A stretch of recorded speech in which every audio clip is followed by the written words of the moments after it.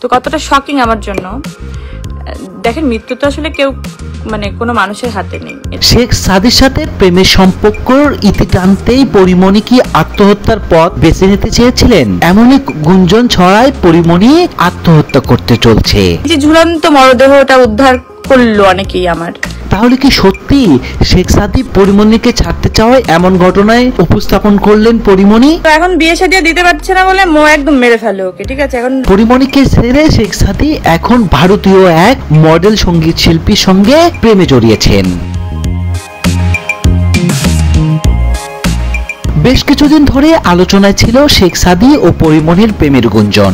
আলোচনা সমালোচনা সেই গুঞ্জনে নানান সময়ে ঘি ঢেলেছেন পরিমণি নিজেও। দুজনে একাধিক বিশ্বস্ত সূত্রে থেকে জানা যায় তারা দুজনের প্রেমের সম্পর্কে আছেন। তবে কিছুদিন ধরে আর দেখা যাচ্ছে না তাদের। তবে সাম্প্রতিক এই তরুণ গায়ককে দেখা গেছে অন্য এক তরুণীর সঙ্গে।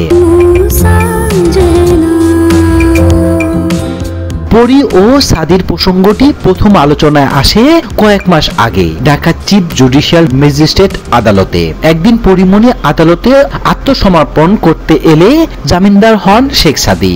এরপর থেকে পরিমণি ও শেখ সাদির বেশ চর্চিত একটি নাম।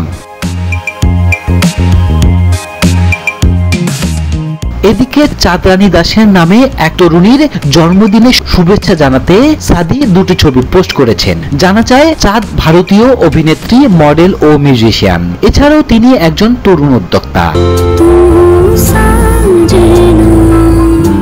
দুটি ছবি পোস্ট করার পর থেকে নেটিজেনদের প্রশ্ন তুলেছেন সাদির সঙ্গে এই নারী। তাহলে কি পরির সঙ্গে সম্পর্ক চুকে গেল?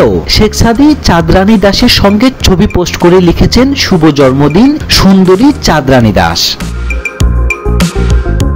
এর উত্তর দিয়েছেন ওই তরুণী, লিখেছেন ধন্যবাদ হ্যান্ডসাম। তবে এই ছবির কমেন্ট বক্সে ভেসে গেছে ভালোবাসার ইমোজিতে।